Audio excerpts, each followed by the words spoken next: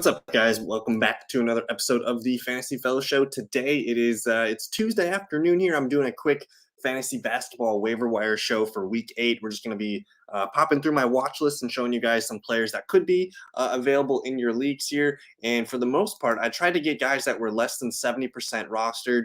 We go all the way down here to sometimes, single-digit percent. So some of these guys should be available for you. And the way that I kind of went about doing this is I like to look at the last 7 days. So I'm going to filter here by last 7 days. I'm going to hit average points, and we'll kind of go down the list there. So Sean Tate, first guy on the list. He's about 28% rostered. He had a massive game back on December 1st, 72.5 points. Just a huge monster game. 5 blocks in that game. So he's probably not going to hit that much going forward, but you can see the other numbers here. You have a 20.25, a 38, a 38, a 26. This is a high caliber player here. You like his minutes being spiked into the 30s, and he's going to be a consistent double-digit scorer, and he does a pretty good job of filling out rebounds and assists. So this is a guy here under 28% rostered. He needs to be part of teams going forward. Ubrey Jr. makes the list here at number 2. He's averaging 42 points per game over the last 7 days, and he's 55% rostered. So he might not be widely available, but he put up 35 points last night against Philly. He had 28 points and 25 the other 2 nights here. So his scoring is really improving. And you kind of look at his last maybe 2 weeks, he's been one of the best scorers for fantasy on the Hornets. So this is a really good ad here. And again, he's 55% rostered, so he might not be available for most people here. But we have a guy here, Kendrick Williams, who is only 1% rostered. And I know it's just a 1-game sample, but he scored 38.25 fantasy points in this league, 12 points, 3 boards, 3 assists, 4 steals, 2 blocks. So he's a guy that can kind of stretch it out and touch a little bit in every column, and widely available, 1% roster. I don't think he's going to hit that for the, he's probably not going to be hitting 38 and 30s for the most part here, but he's probably going to be a guy that averages, 20 to 26 points per game. I like that. So keep an eye on Kendrick Williams.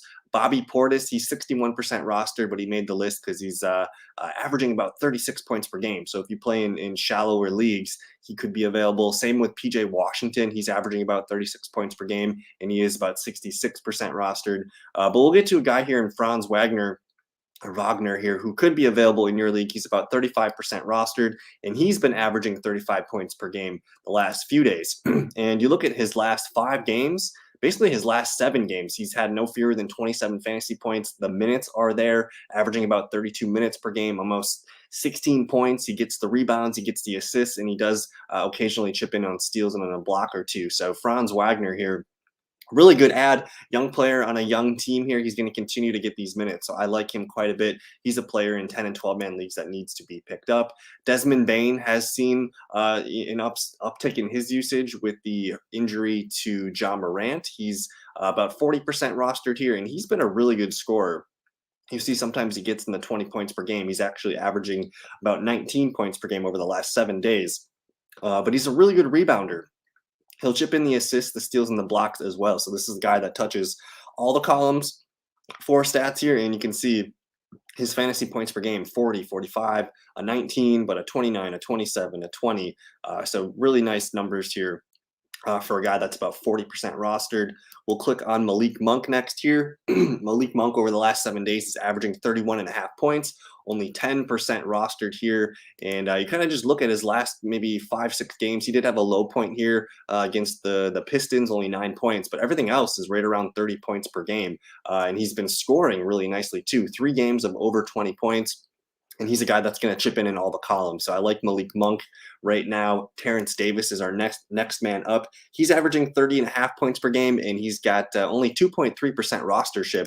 But his minutes, the last 5 nights, you see 29 minutes, 30 minutes, and a 29. Not sure what's up with these low points, but if that's his floor, 18 to 23 points, I'm willing to take it.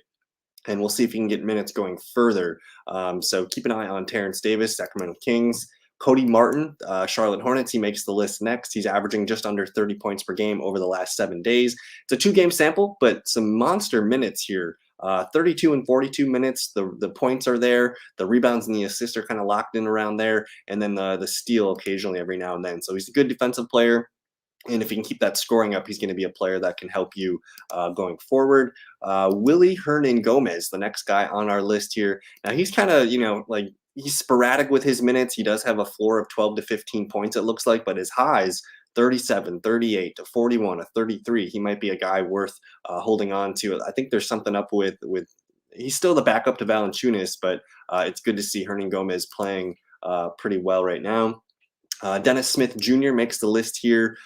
He's averaging, it looks like 29.4 points per game, only 2.1% rostered. In his last 2 minutes, or last 2 games, as you've seen a spike in the minutes here, 13 and 21 total points. The rebounds and the assist column are pretty high, and then I do like the steals and the blocks column. I don't expect blocks, but the steals, he seems to be a fair contributor there.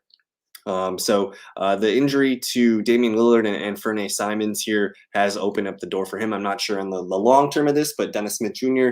Looking productive right now with what he's got. Let's go ahead and look at Chimizi Mitu, averaging 29.3 points per game. The last 7 days, under 2% rostered here, and just super steady here. Look at the minutes. I don't know why the 36 minutes spiked, but 23, 23, 23, 25. So if we can expect him to hit, those 23 to 25 minutes per game, as he has been doing for a long time, this is a guy that in 10 and 12 man leagues probably needs to be rostered. The points are going to be sporadic, but you can kind of bank on rebounds and the steals and the blocks. It's nice to see the steals, but the blocks for sure are something that he can offer you. So if you play in categories of points, just a points league, he's going to be beneficial for you. A couple other names here. Lamarcus Aldridge, he's 40% rostered, but he's averaging 26.6 points per game. Dwayne Dedmon, not sure what's going on here, but he's seen an uptick in minutes over the last 4 games. This is the Adebayo injury with the finger. So he's been racking up the numbers there. Dorian Finney-Smith is a guy, he's a starter for the Mavericks. He's just a really steady player for the team. And 10 and 12 man leagues, I think he deserves a spot. He's going to get minutes. The points are sporadic, but everything else seems to be pretty consistent with rebounds, assists, steals, and blocks. He kind of does it all.